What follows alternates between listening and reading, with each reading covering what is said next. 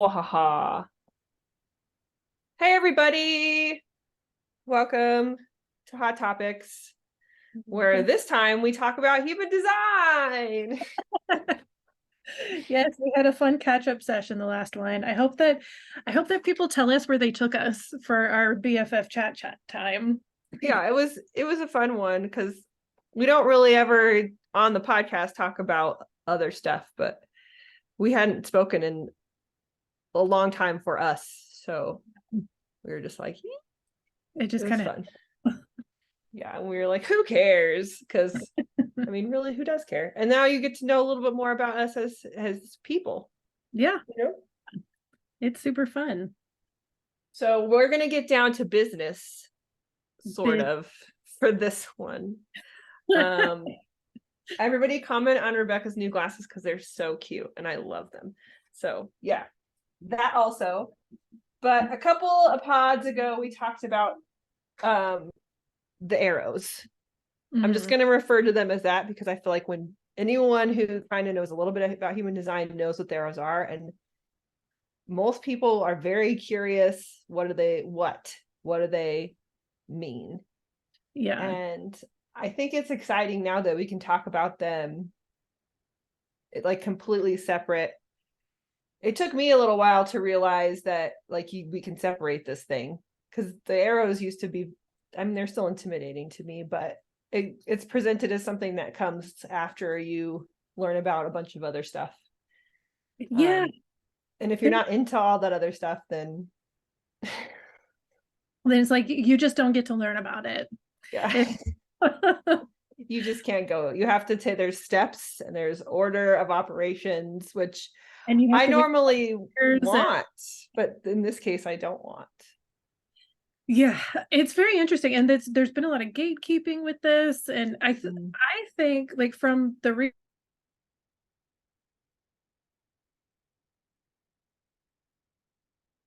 research I've done and just his teaching, right? And so there was already this idea of like they had learned the system as like the body graph. And so I think part of it was like, oh, look, we had to teach this before we could teach this part. And that makes sense because it's substruct, like there's a lot. Mm-hmm. But I feel like kind of what we've talked about in the past, like things are just shifting and grooving a little differently these days. The frequency is shifting.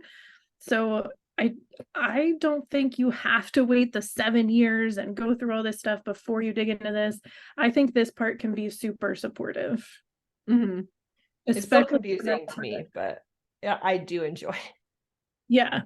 Yeah. I Well, mean, it's human design, so it's layers. Hello, that should be human design's middle name is layers. layers of layers. So when you look at the top of most body graphs from most places that you get them, you see arrows, and they mean different things. They're called variable or variables. I don't know which way to go. But I know that's what it means. And I don't know how I would describe them. How would you describe them as like a whole? Like if someone said, what are variable? um it's what's happening under the surface that can help support you to calm your nervous system, to like connect to your energy better, to help you surrender to your design more easily, more gracefully. Well, wow. I don't know what to call it. So good. Yay. I love it. But there's four, and we talked about environment and determination, right? Yeah. Last time. Yeah. Yeah. That's how I mean, you were into it before, but I've really gotten into it because of Vanessa and what she posts and how it does feel digestible and separate from the body graph. Like, I don't think that it would be great to not know anything about your design at all and go into the arrows, because I feel like it helps to know your aura type probably first, like just because that like colors it all. Right. So, and even profile, I think really kind of shapes how the variable are expressed. Yeah, because the color of it, so like the motivation, the determination that we were talking about, that's the color aspect. And that's Those happening. are lines, the 1, 2, 3, 4, 5, 6 lines, right? They're not, it's not lines, it's the color. It's Oh, right under the line. okay. So But there's 6 of them. yes. Yeah. Yes. So Yes. it does, yeah. So that's where we get to set, like, of course, yeah.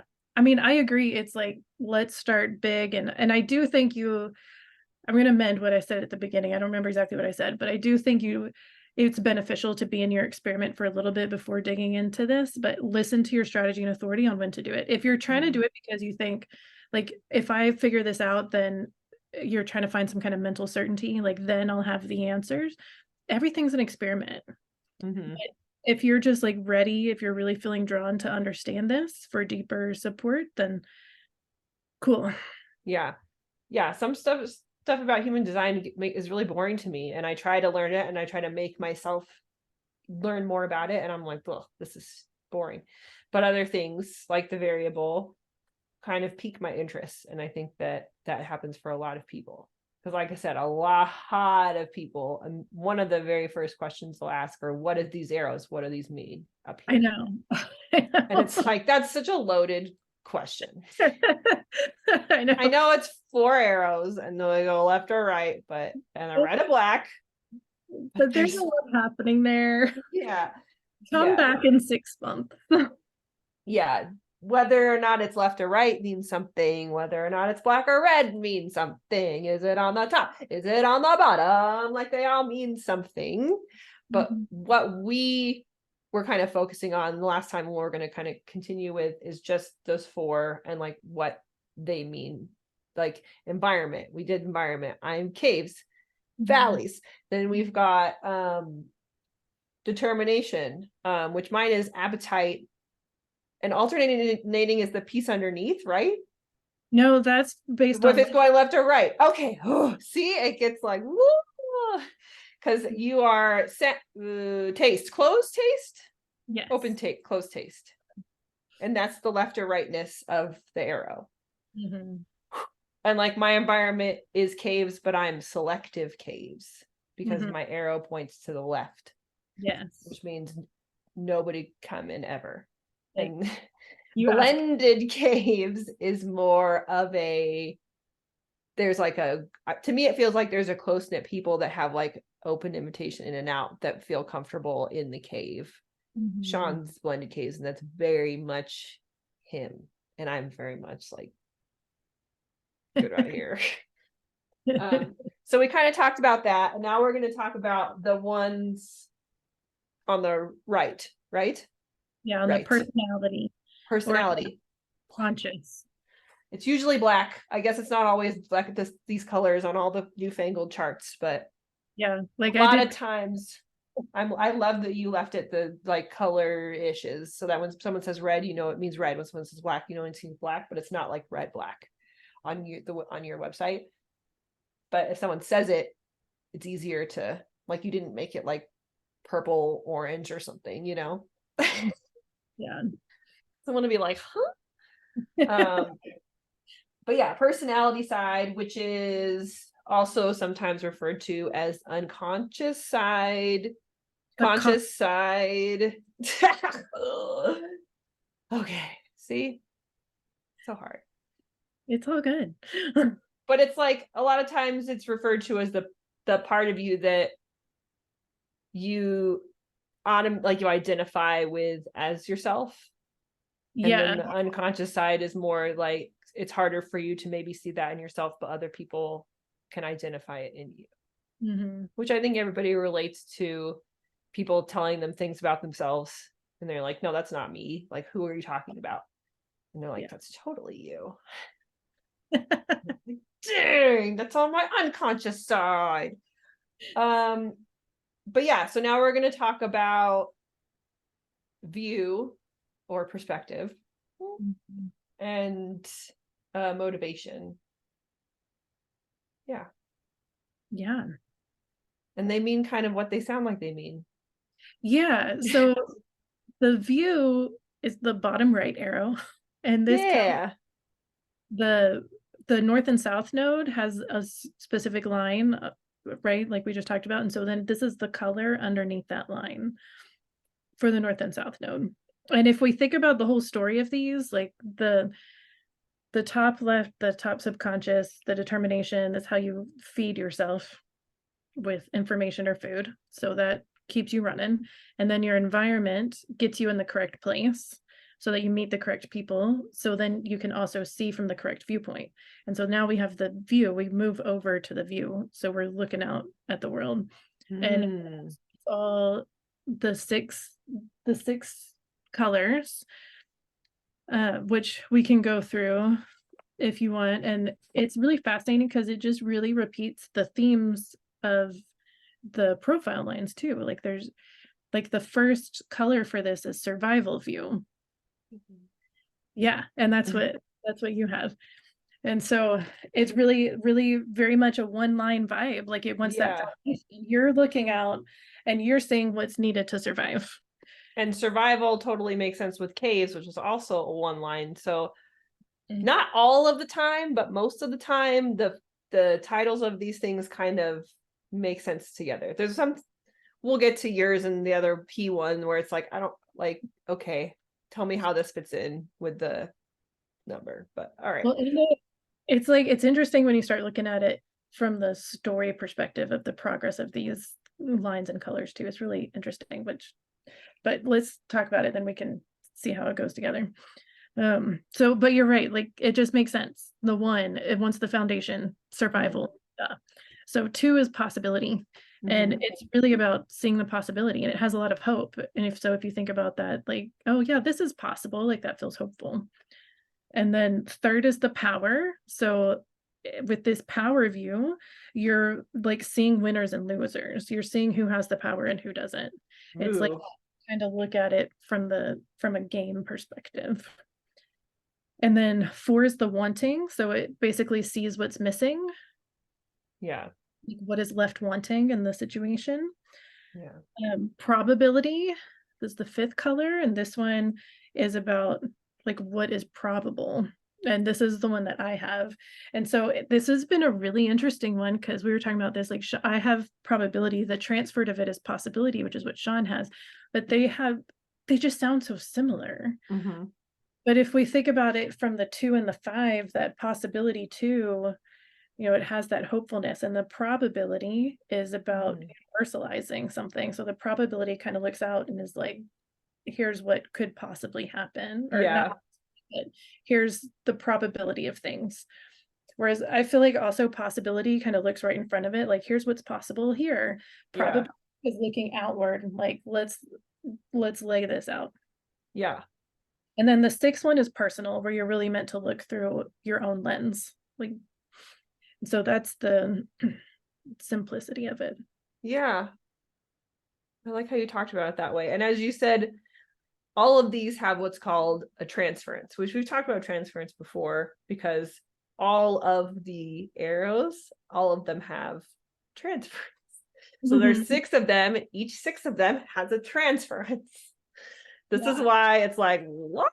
Because there's a lot of words that go with a lot of other words, and I get them like mixed up, which level layer, which we're on. But I understand transference to me is similar to not self. Like that's what it feels like and sounds like when it's described to me. Is like the signpost that says, hey, hold up, slow down, like what's going on that's making you lean this way when you should be over leaning this way a little bit. Like it's not bad. In fact, it's good because that means you're aware of what's happening. But it's just like I'm survival, and I don't even know I don't even know what the transference of survival is. Maybe it would be wanting. Oh yeah, wanting. Which is I don't know. It's crazy. Okay. So this one is really fascinating to me too, how there's such a thin line between correctness and transference, because with survival, you're looking at it and you're like, I know what's needed to survive. It's like very, very primitive, very basic, like, okay, I'm in my cave, I need to go get some berries, we're good. And so transference would be the wanting, like what is missing, like kind of freaking out about what you're missing. So you're looking around the cave and you're like, oh my gosh, we don't have any berries, we don't have any food. I got to go figure out how to make this happen. And also the 4 line is very social. It's about the networking, right? It's the network. Whereas the 1 line is just like doing its thing. So this is how I perceive it. Like when you're correctly viewing things, you're looking out and you're like, okay, here's what we need to survive. Let's take care of that. But if you were in transference, it would be a little more anxiety producing, I guess. And you would think like, oh, I got to go get these other people to help me figure out how to get the berries. And Yeah, like, maybe I have a skewed view on what I really need and what's yeah. really needed for survival versus what is wanted. And Mm, maybe I'm allowing other people to influence what I need versus what I want, yeah. because a lot of times there's things that you want that you don't necessarily need and it isn't necessarily good for you. You just want it. That's what it feels like to me when we talk about this is survival view is clearer and there's less parts and pieces. Like survival, if I'm trying to think about what I need for survival, it like really narrows down my list of what I need to think about in that moment. And then if it's the other side, if it's wanting, other shit's coming in, like stuff that might not necessarily be at the top of the list. But I've always been very good at prioritizing. So I usually am like, all right, this is important and I can get it to go away. But I also, it can be confusing because it's not like we're not allowed to want stuff. Like, and if your view is wanting, then For you, yeah. yeah, but everybody else we can all want stuff. Like I feel like not just with human design, but with a lot of other modalities, sometimes like wanting things, especially material things, is bad. And you should not want anything. You should not crave anything. You should not, like, the root center, the heart center, the ambition, the adrenaline, the stuff is not, that's how I felt like my whole life. Like those things are bad. Like you can't want anything. Yeah. That's not, you're not a good person if you want stuff.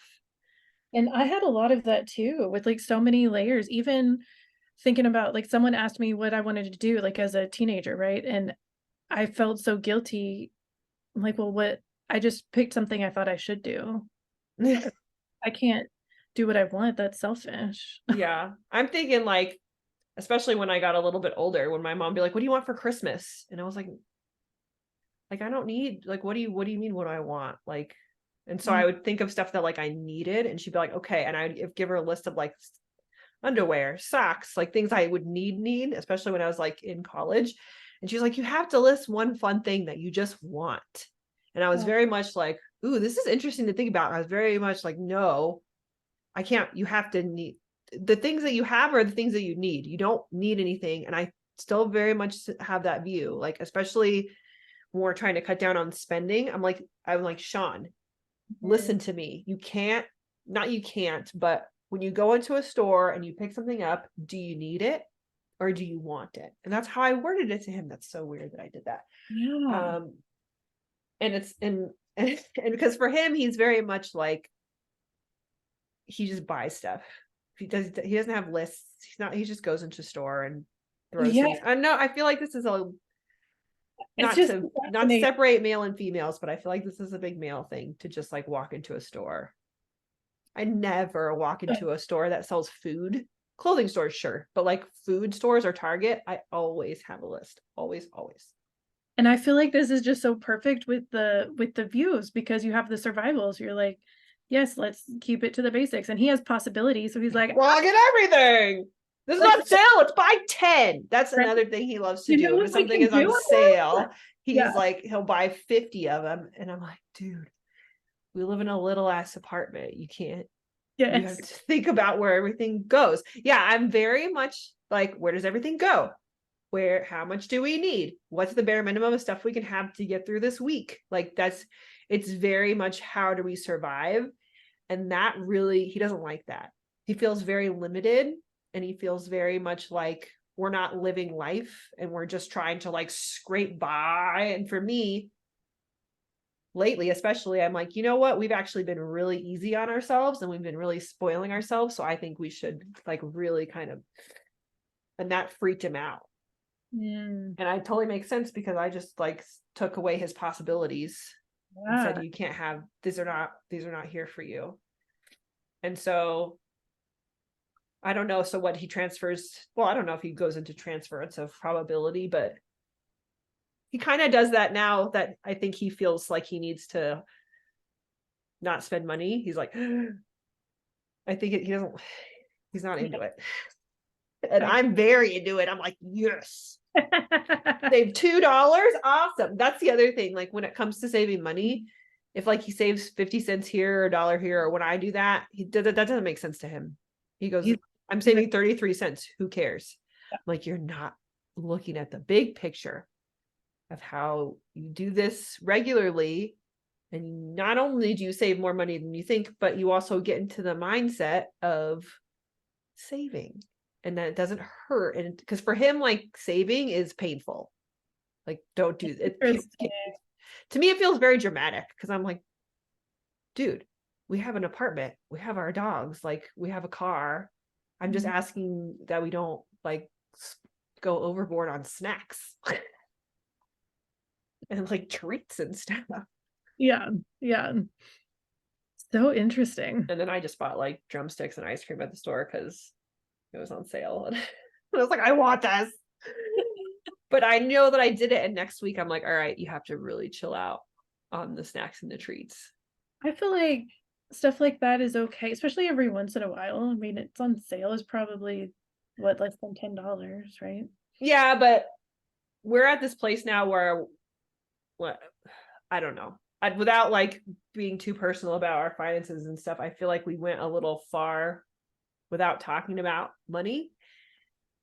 We talk about money before, but we just don't talk about it very often. And now we're in this place where I thought we were a little bit better than we are. And so now I'm just like freaking out a little bit in my head, but also like trying to remain calm and, you know, just take things as they come and not like go too far into the future. Cause I've been really future casting a lot because Yeah. I'm just like, And see, that feels like the wanting to me. You're looking at what's missing. You're looking at the bank account, you're saying all of this is missing. This is yeah. what we have. So then you're focused on that. So what do we do? So this is why it's so great to understand it, to like just have some observation of this. Because if like, even so, this example, right? And it's like, oh, you realize that you have transferred to wanting. You're like focused on what's missing instead of the survival aspect of like what you actually have. Mm-hmm. So then it's about shifting that perspective and looking at what it is that you do have, like what is actually needed to survive. What's, just Like gratitude practice probably would be helpful. yeah, And all yeah. that stuff. I do tend to do a lot of that stuff. I picked a new oracle card for September, and it's all about surrender. So I've been doing a lot of surrender meditation and That like word, thinking about surrender. And the card says rock bottom on it too. And I didn't like that. I was like, I'm not at rock, like this doesn't make sense. I'm not at rock bottom. Although I ugly cried to you yesterday. So but I think I need to shift my view. Like rock bottom is not like the end of the world. It's just the place that you need to be to like crack your heart open and surrender. And the whole card is talking about how like that's a good thing, and learning to like really crack your heart open is the card talking. I don't really talk like this, but you know, um uh is like not terrible. Like these are good things to do for yourself. And so, and surrendering and all this other shit. So that's what I've been focusing on, which make kind of to me make sense because surrender kind of goes with that, like letting go of the stuff that I can't control and the superfluous wanting things, and just focusing on the survival stuff. Which it's funny because I've always, ever since I was a kid, even before human design, I've always like had this, I would tell myself like what I need to pump myself up, like you've always been okay, like you've always made sure you're okay, like you've always been, you're surviving, you're always good, like nothing, you always think that the next, like, something's going to happen and then you're going to be homeless. I don't know why I have this weird fear of being homeless. I've never been homeless. I've never even had to share a room. Like, I don't know why. It's a very odd feeling that I have, that all of a sudden I'm just going to be a homeless person. And I have to remind myself that most of the time to get there is a series of decisions, not just one.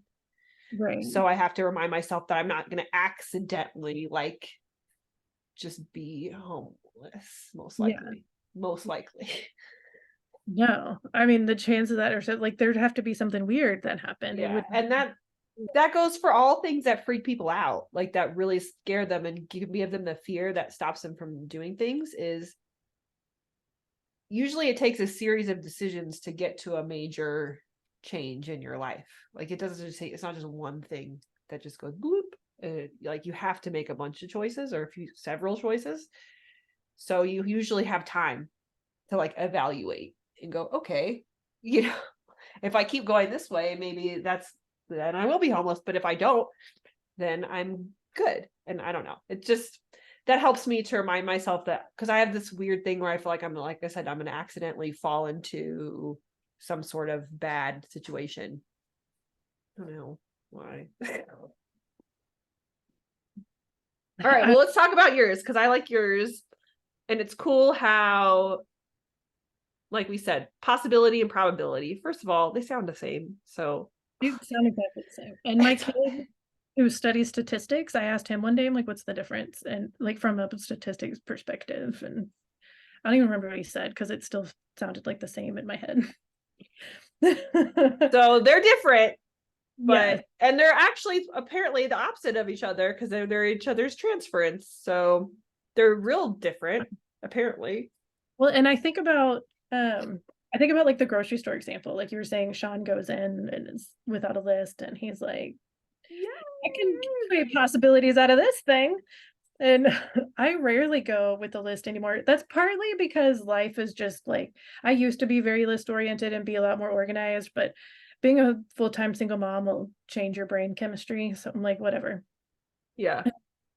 And now I can see it a little more. Like, I'll walk in the store and it's like, what are we doing for dinner tonight? Like, we're probably gonna do this, or it just kind of having those weird options out there. And yeah, I don't know, I feel like I'm still kind of unpacking this one for myself and understanding how I see it myself, but I have caught myself saying probably more often since I started studying this. Like, okay. Well, which possibility is which number? 2. And is possibility? Yeah, 2 possibilities, 2 probabilities, 5. 5. Okay. So if we think about it from that perspective too, like 5 is universalizing a message, like it's here to spread something out. And so that's where I think like the possibility would look at something and say, it's possible I can make something out of this. Whereas like probability, I feel like looks at the whole story, like it's probable I can find dinner in here. Yeah. I think probability is feels more not calculated in a bad way, but calculated in a, like, I've organized my thoughts some about this, and this is like almost more like logical, like you're using logic to decide like what's the most likely scenario. And possibility to me is, a lot of the times one scenario isn't more likely than the other. Like, they don't really, remember how I told you that Sean has like this issue with, when we talk about like certain things, he jumps on like the bandwagon of like the one odd weird thing that could possibly happen.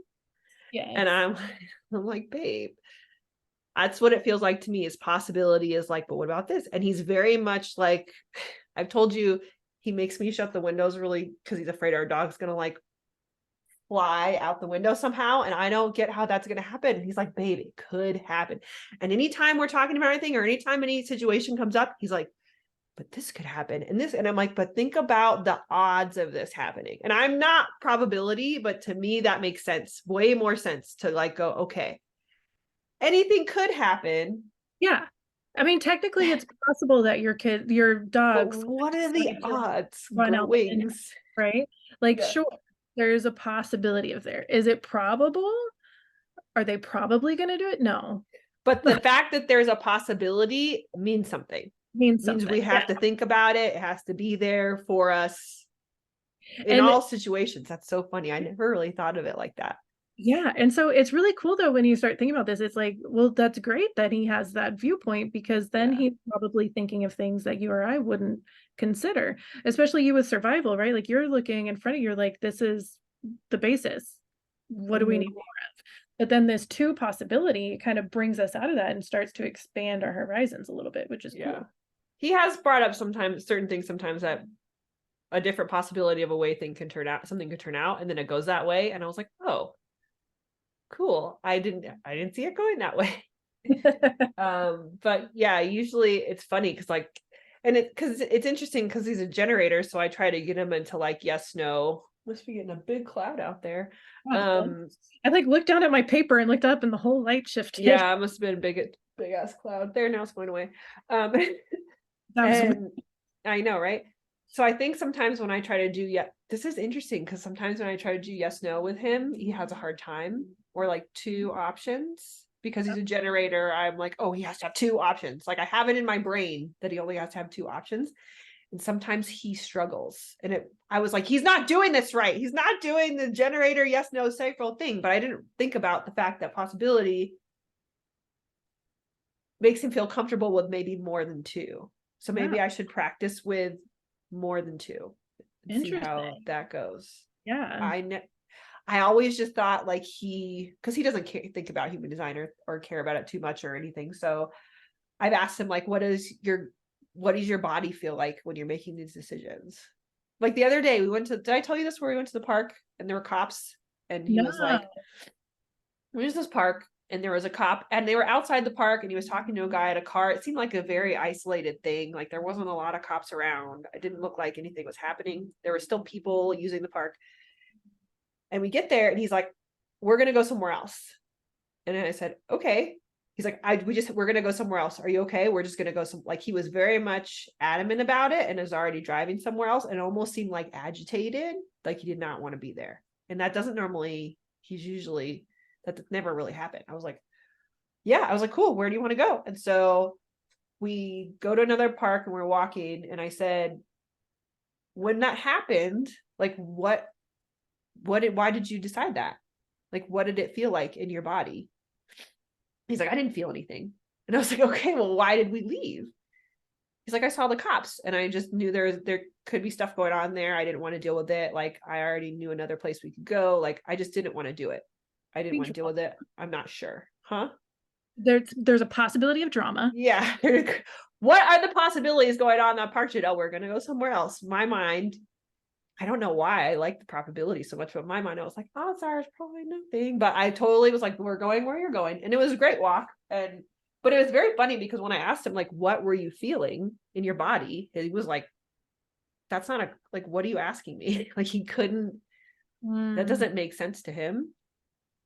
And I think it's because for most generators anyway, and manifesting generators, especially if they're sacral, sometimes they have trouble with the sacral response, especially if they aren't used to paying attention to it or caring about it at all. I feel like a lot of times they either dull it down or make it to where it's not a thing. Like this is the thing. Stopped listening to it or got shaken. So I'm going to keep trying to do that when I see him make choices. I'm going to be like, why did you do that? And maybe, or like, did you feel anything? I'm trying not to piss him off. I don't think I will. He's normally fine with this stuff, but at that point, I think he was just like, what do you mean? And he asked me, he's like, did you feel something? And I was like, no, I felt something from you because you seemed very much like we have to get out of here. Like this is a dangerous situation. So I felt this is a dangerous situation. We need to get out of here. Because a lot of times his energy to me feels like the boss and my energy feels like going along for the ride. 2-4 sacral generator rulership. Yeah. Which is what it is. Yeah. He's the boss. And it feels better for me that way. And I used to think that that was bad or wrong because you have to be the boss babe, boss bitch. You have to be the boss of your life. Like you're the boss, CEO of everything. And I think watching Travis lately too has helped me realize that like I don't need to be the boss or like in charge in the way that other people see it. Yeah. And how beautiful too to have this generator, and he's like, I want to put my energy over here. It's like, okay. I mean, you don't have the sacral, you don't have the energy. You're kind of, well, it's been hard because he very much looks to me for choices. Like when we have, but I think it's because I'm the wife and he's the husband, and he's going, oh, I want to make sure she's happy. I'm cool with whatever we do. Let's see what she wants to do. He's just trying to be nice because we're in a relationship. And I do the same thing. I'm like, no, what do you want to do? It's a very common situation, but I'm trying to not get him, but allow him to see that he can make choices and he doesn't have to ask me. Like that park thing was a perfect example. He didn't look at me and go, can we go somewhere else? He said, we are going somewhere else. And I said, okay. And lately he's been a little bit better at that, about like telling me what's happening rather than asking me if it's okay. And that stuff, for the most part, I'm like, yeah, this is cool. That sounds good. Well, do you want to explore the power and personal a little bit? I mean, I don't have experience with it. I don't know anybody with either of those, but we talked about the other four. Yeah, start with one and give him a little bit of facts. I'm going to check on my pinto beans real quick. My timer went off. I just have to stir them. I'll be back in 2 seconds. Okay. So the power is the 3 color, and that's again the one where you are looking at who's up and who's down, where are the winners, where are the losers. You're like always measuring where the power is. And then the transference of that would be personal, which is seeing through the lens of self. Like you're here to really look through your own eyes and to share your own perspective and to see that. So it's interesting thinking about the transference of that, because the power, you're looking out at like who has the power. And so if you're transferred, then you're like in the personal of like I wonder if it would transfer to that personal of like you making yourself the one with the power. Like I'm curious because again I haven't seen this one play out, so if anybody has either of these views and you have stories you want to share, let me know. Because so they're the transference of each other, personal and power. Yes, yeah, that would make sense. But like with power view, like you said, you're looking for the power outside of yourself. Maybe the personal transference is like searching, like having to find it inside of yourself. Yeah, like I'm curious because yeah, because again you're looking out. So if you are power view but you are in transference, like then are you focused more on yourself than on the outside? And then vice versa with personal view. I can imagine this would be an interesting one to have, because in our society it's like kind of narcissistic to look through your own view, or like you were saying, or like you can't want what you want. So, and I could see how that could be a little vulnerable in ways too. So you would transfer to power, like, well, who has the power? Where is the power? How do I get into the position of power? Yeah. They don't feel like they have it themselves, so they're looking for it. That's totally interesting. And I like that you said, because there's multiple parts of design that tell us that it's okay to think about yourself and be selfish. Generators and manifesting generators are the largest category of people that should lean to the selfish side, because you're here to do what you love to do. The views, sometimes, like you said, personal view, that sounds very much like, hey, this is about me. The crosses, incarnation crosses, left, right. Yeah. Like ego, like all these pieces are telling you it's okay to care about yourself a lot and to want things and to think that you're really fucking awesome and cool. Well, this always makes me think of yourself. Yeah, because Vanessa Henry's an ego manifester with personal view, right? And I'm like, wow. Oh man, she is. I knew she was an ego manifester. I didn't know she had personal view. That's hilarious. Yeah. So it's just really cool watching her with that. And I'm like, that could have been really difficult growing up, I imagine. It must still be a little bit of a trip. Well, yeah, like you're all strong-willed, you're looking through your own personal view. Like she's probably triggering people all the time. Yeah. Yeah, but I think probably for her, she's not just gotten used to it, but probably understands it way more because she's had to deal with it her whole life. Like, Yeah. so Yeah. you get to the point where you're like, okay, And she has boundaries in place. Like yeah, you can't just DM her on Instagram, which I think is no, smart. So yeah. but the other thing to think of with this view is if your arrow is left or right. So if it's left, you have a focused view, and if it's right, then you have the peripheral view. Oh, okay. So I don't know. Oh, we talked about me. We said I was focused, didn't we? We did. I think we did. No, you're peripheral, you're right. You pull up my shit faster than I pull up my shit. Do you have it like right there? You are Yeah. so amazing. Like, I'm pulling it up. I'm like searching through the photos on my iPad. I took a picture of it somewhere at some point. In between a picture of cookies and my dog, I'll find this thing. And she's like, so no, you're peripheral. So I'm peripheral? Yeah. Peripheral. Which Yeah. makes sense. I like that because to me, when we talked about like the collective and being like the spaceman and seeing from but then my inner vision is like, kind of like over here and here. That's so interesting. Okay. It's fascinating looking at all. And then I feel like this requires the disclaimer, which we might have talked about in a previous episode, or maybe it was a personal conversation, where this is the arrow that has been dubbed the manifestation arrow. We have not talked about this. And so now hopefully you can see how that is not what's happening here. But I can also see why she kind of created that wording. It was genius marketing on her part. I'll give her that. Yeah. So yeah, if you run into the language of specific versus non-specific manifester, first of all, that's confusing because we're not talking about a manifester type. Yeah. When these terms can when you're using these terms in the way that this person intended them to use, it can be about any type, but it has the word manifester in there, which really just jacks you up. Yeah. Because it's like the action of manifesting your life, which everybody. Yes. He says if your arrow's left, then you're specific. You got to make a list. You got to get really clear. I want a red car with 4 doors and I can see it outside my house. Yes. And then if you're right, you just got to feel it out and check. For me, it's whatever's more comfortable for you. Sometimes I've played with both because it doesn't matter. To me, it's all positive thinking. It's all how do you want to feel? What do you want in life? Think about those things. Like, how is that bad? If it resonates with you, then do it. Like, whatever. It just bothers me because that's not what it is. Like, yeah, she's correct. It's not what it is. It's not a bad thing, but it is not at all what the language or what any of it was intended to be.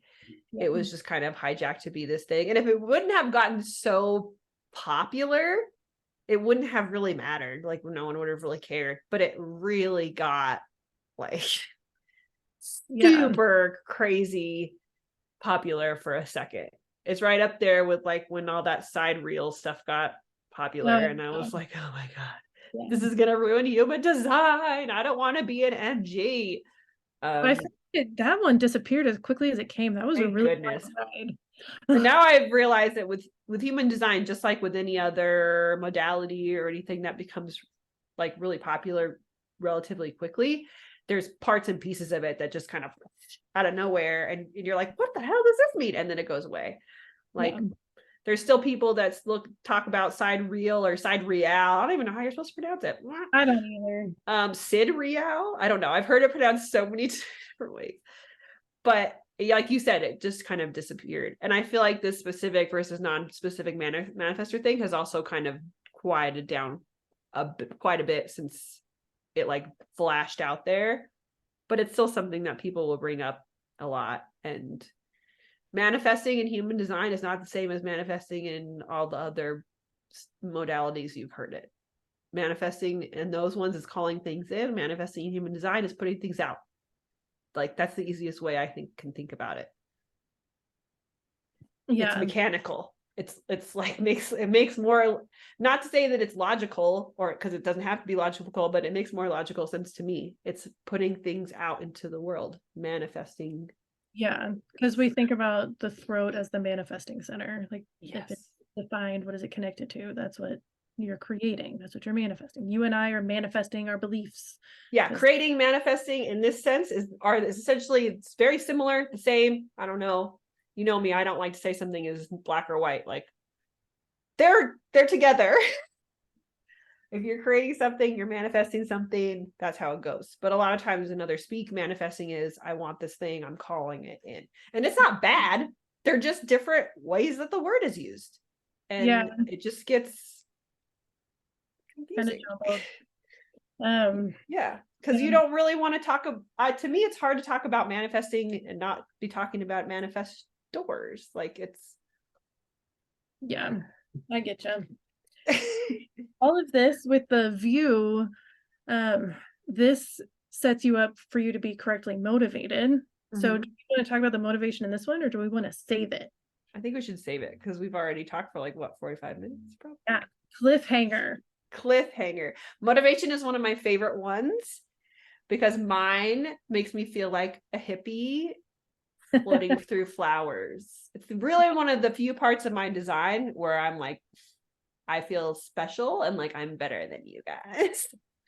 But that doesn't mean I understand it at all, because it's a very vague energy when it comes to motivation. Innocence, we can just say that. I'm innocence. This one over here is fear. Fear. So I feel like it's so scary. My motivation makes me feel like a professor in a blazer with elbow patches and a pipe. But we want you to think, what if you heard that or read that for the first time? What's my motivation? I'm fear motivation. Wow. Gosh, does that sound scary? Does that sound not very fun? It does. But that's not what it means. That's not what it is. No. And Rebeka has been like an integral part of me real understanding that, because there's a lot of times when human design language will turn me off and I'm like, I don't like this thing. And that has a lot to do with a lot of the variable. The language turned me off. But when you explain it, and when people like Vanessa explain it, it doesn't sound, it's just the same as we've always talked about. Ra uses this language that is like, it's shocking. And he specifically labels it for the not self. So it will trigger you. Oh. Yeah. Well, son of a bitch. I didn't know that. Okay. So yeah, he's trying to mess with you with the choice of words, but not in like a mean, evil, like monster way. In a, this is how he best gets his energy out and is his authentic self, is by being shocking. It's in a Gate 51 manifester way. That's it. Yeah. And so, yeah, that's why sometimes this wording can be gnarly, but it's not what it is. So and next,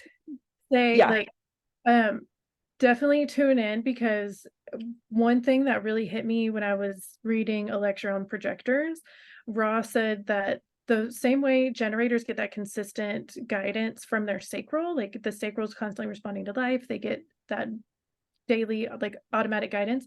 Projectors get that with their motivation. So this is how we can really tap in and connect deeply to ourselves and our inner authority, especially as mental projectors. Like we're kind of hanging on to whatever we can. So this is a huge part of grounding yourself in your body. Ooh, I love that cliffhanger. All right. So you don't want to miss the next one when we talk about all of the motivations, not just our own, but a lot about our own, because personal experience is our jam. Okay. Thanks guys for listening. Bye.